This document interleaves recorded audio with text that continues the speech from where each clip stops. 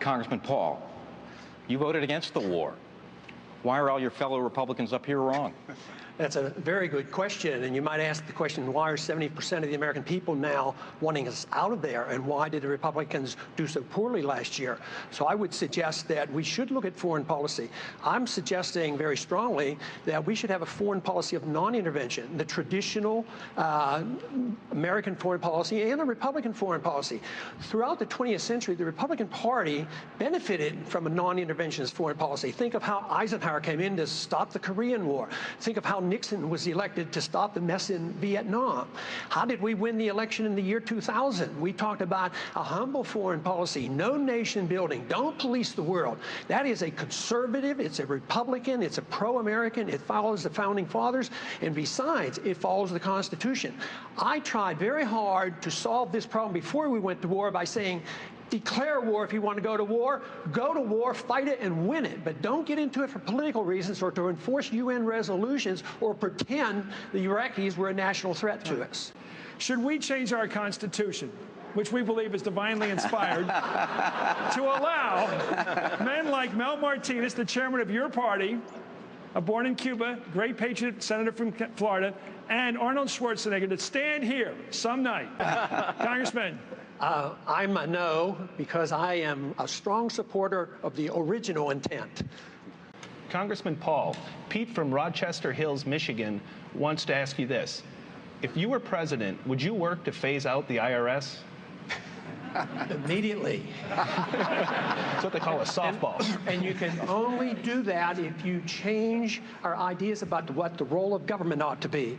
If you think the government has to take care of us from cradle to grave, and if you think our government should police the world and spend hundreds of billions of dollars on a foreign policy that we cannot manage, you can't get rid of the IRS. But if you want to lower taxes, and if you want the government to quit printing the money to come up with shortfall and cause all the inflation, you have to change policy.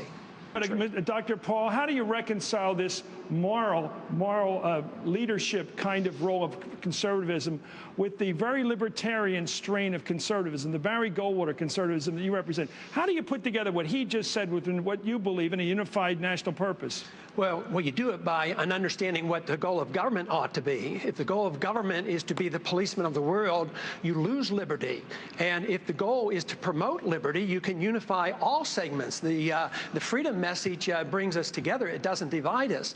I believe that when we overdo our military aggressiveness, what it does, it actually weakens our national defense. I mean, we stood up to the Soviets. They had 40,000 nuclear weapons. Now we're fretting day in and day night about third world countries that have no army, navy, or air force, and we're getting ready to go to war. But the principle, the moral principle, is that of defending liberty and minimizing the scope of government. And I'm sorry, we have to go on. We have to go.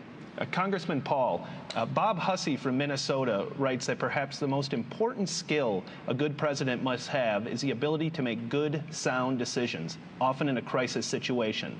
Please cite an example when you had to make a decision in crisis. I wonder if he's referring to a political decision like running for office or something like that. I guess in medicine, I made a lot of critical decisions. I mean, you're called upon all the time to make critical, life-saving decisions. But I can't think of any one particular event where I made a critical decision that affected a lot of other people. But I think all our decisions we make in politics are critical. My major decision, political decision, which was a constitutional decision, was to urge for 5 years that this country not go to war in Iraq. Mrs. Reagan wants to expand federal funding of embryonic stem cell research. Will that progress under your administration? Dr. Paul, yes or no on federal funding? Programs like this are not authorized under the Constitution. The trouble with this, issues like this is, in Washington, we either prohibit it or subsidize it. Right. And the market should deal with it and the states should deal with it. Okay, that's a no. I want each candidate to mention a tax he'd like to cut, in addition to the Bush tax cuts, keeping them in effect. Well, in my first week, I already got rid of the income tax. So my second week, I would get rid of the inflation tax. It's a tax that nobody talks about. We live way beyond our means with a foreign policy we can't afford and an entitlement system that we have encouraged. We print money for it, the value of the money goes down, and poor people pay higher prices. That is a tax. It's a transfer of wealth from the poor and the middle class to Wall Street. Wall Street's doing quite well, but the inflation tax is eating away at the middle class of this country. We need to get rid of the inflation tax with sound money. Congressman Paul, Carrie from Connecticut asks, do you trust the mainstream media?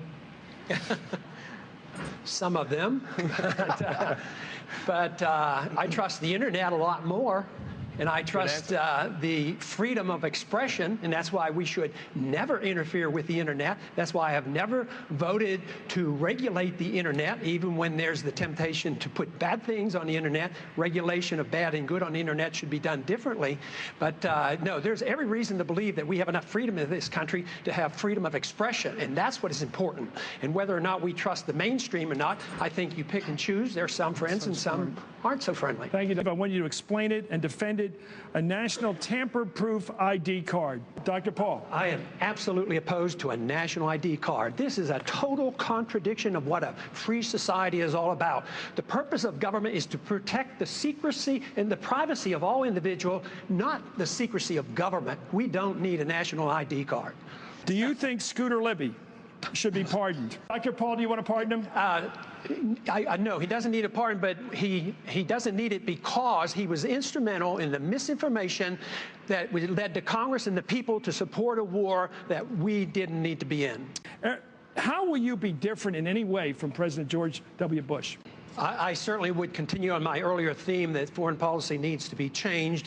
Mr. Republican Robert Taft, we have a statute of him in Washington. He advocated the same foreign policy that I advocate.